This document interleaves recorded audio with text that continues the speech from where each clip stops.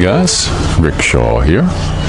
It's a little bit overcast today. You can still feel the heat from the sun, so it's not a real thick blanket of clouds, but so far we haven't gotten any of that terrible rains that northern Mindanao got. A lot of flooding there I'm seeing, and people were evacuated, just tons of them. So it was heck of a bowl of soup down there for those folks. So I hope the best for them, and they're doing okay. Same as the folks in Texas that are getting this weather modification foisted on them. It seems like that to me. So it's just sad. I hope everybody there is doing well too. You know, with all the power going out, this renewable energy just ain't so damn renewable now, is it? But that's what they claim.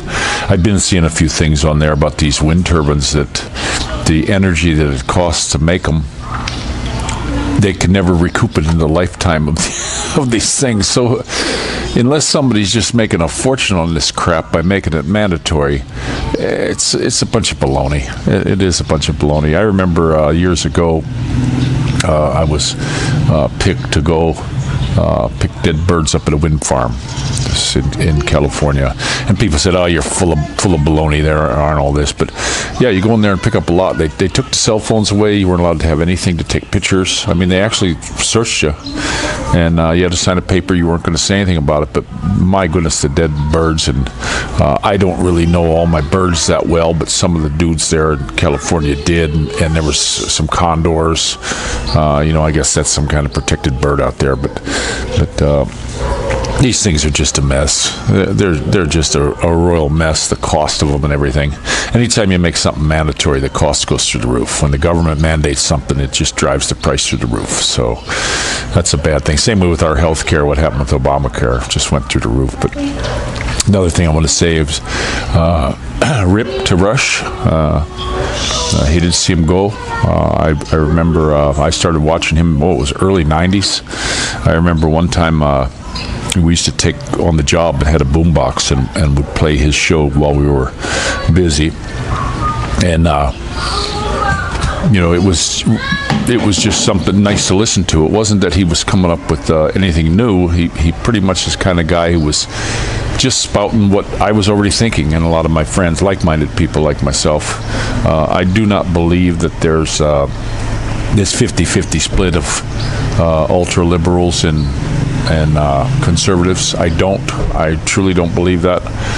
I think there's just a small minority of these ultra-liberals that want all this crap. I do know a few people. I know one conservative guy. He's, "Oh yeah, we need free this, we need free that," and he just doesn't get it. Somebody's got to pay for it. But he's the same guy who'll complain his taxes are too high. So, that's just a bunch of crap. We got a lot of ants on the car. We parked underneath this big tree, and I got a boatload of red ants on there. It was a mango tree. Them dang red ants go there for the sap coming off the mangoes, but pretty messy. But not a whole heck of a lot else going on. We were at our friend Onad's yesterday. It was his birthday on Saturday, but he had to work. So they had the party yesterday, and karaoke going on. Plenty of good food. They had beer and whiskey and stuff. Nobody got out of hand. There was a ton of people came, and we were packed in like sardines at his place. And we'll buy cooking oil. Okay. And every time I run into him, use the olive oil, Faye. Use the olive oil. Maddie, just skip it. Don't go. She's cooking, and I got a half a gallon of olive oil in there, and she's wanting to go buy oil. So I don't use the oil on stuff. But yeah, we had a really nice time. Every time I go over to Onad's place, I meet some of his buddies that were classmates and people from long time ago, and I'm just impressed with the quality of people that he knows. Everybody I meet, some of them I met years ago, but just had forgotten. Introductions aren't a big thing here. Usually if somebody gets introduced, my battery took a dump. I had this battery. I bought these things. They were pretty inexpensive, but when you plug them into the camera, it'll show 3 bubbles. And when I turned the camera on, it had 2 bubbles left on this battery, and it shut off.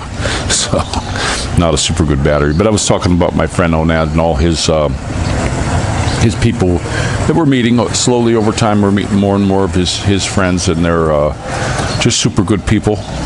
There was 2 fellows there last night. I met the one fellow before, real nice fella, and that guy can sing. I mean, I'm not kidding you. And then there was another fellow there, a heavy-set Calbo guy. I didn't catch his name. They don't introduce him. But that guy had he sounded like the Journey guy. I forget that guy's name right now, but this guy had one heck of a voice. I was really impressed with the people over there, and then how nice the party was. Nothing got out of hand. I've been to parties in the past where you could see trouble was brewing, and I left. I went to a wedding one time, and I seen that it was going south. It was going bad. So I actually walked. My wife didn't want to leave, so I hiked it home. And turned out a little later on, they moved the party over to some bar. There was a big fight. The bride, the groom, everybody got arrested and hauled away. Just a hillbilly wedding. You got to watch them. But these guys, everything was real nice. We stayed. Just got back this morning. Faye's making one of my favorite things to eat. She's got this coconut milk chicken thing she makes with curry, and we put malunggay in it and all that stuff. So we really like that. So she's making that. I'm starting to feel a few droplets of rain here today. That's really something, but not too much else. We're just going to take it easy the rest of the day.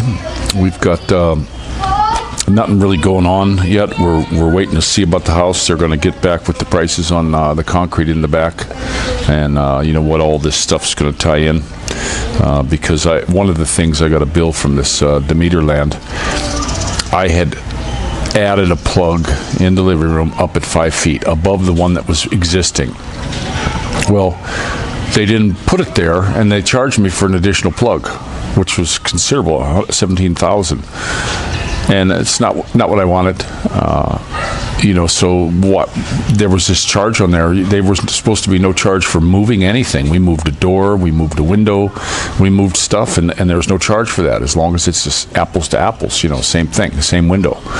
So they hit me with a charge for that. So I don't know what they're going to do. And I say, put the one back low. They had messed up and didn't get it to the electrician. That's where they wanted it. So he just cut a hole in the wall, put a box up higher, and then covered that over. So, what are there wire nuts in there holding the wire together? Is that going to go bad?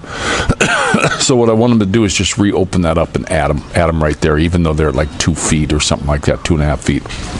That'll work out for the computer. But I don't know what they're going to charge me for this concrete. I know here when you get concrete work done, it's very inexpensive, but this place, I don't know. I don't know what they're going to charge me. I hope they give a fair deal on it. Got to get her done. We also found out we wanted to put a deck going out all the way over the carport area, and they said that would void the warranty of the house. I want to get that in writing. I would have liked to have that done right away. We got a good price on that. I would have liked to got it done right away, but if not, I might have to wait a year, because they give you a year warranty on the house. We're going to watch it close, and I hope everything works out. But we're still on schedule for mid to end of March when it's done. We got the real nice cabinets wrapped all the way around the kitchen, and we're going to need them.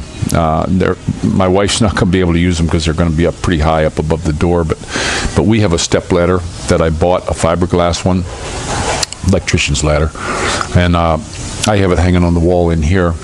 And I'm just going to make some spots, and I'm going to hang it on the wall somewhere handy, so that we can get to it when she needs to get on something. We got it right there, because I don't like standing on stuff where you can take a fall. If we got a nice ladder that you hang on, it's going to be better. I knew a fellow. He was in his early 60s, and he was using one of them Home Depot buckets to get something on the shelf. He was actually a fairly tall fellow. He was about 6'2", and but he was thinning out, getting older, getting ready for retirement stuff. And the Home Depot bucket collapsed, and he hit his head on the granite counter in his kitchen and killed him. Just like that. And I had it happen one time on a bucket too, where it collapsed and I was on the ground, just like that. So I'm into ladders now. I guess as you get older, you get a little bit smarter. But it is something. I'm getting little sprinkles of rain. The clouds aren't really moving too fast, and it's not really that breezy at all. So I'm going to let you go. Don't forget to pray for each other and just care for each other. I mean, this stuff of people hating on everybody. It's time for that to end. It's never going to work. It's just never going to work out, guys. So this is Rick Shaw out.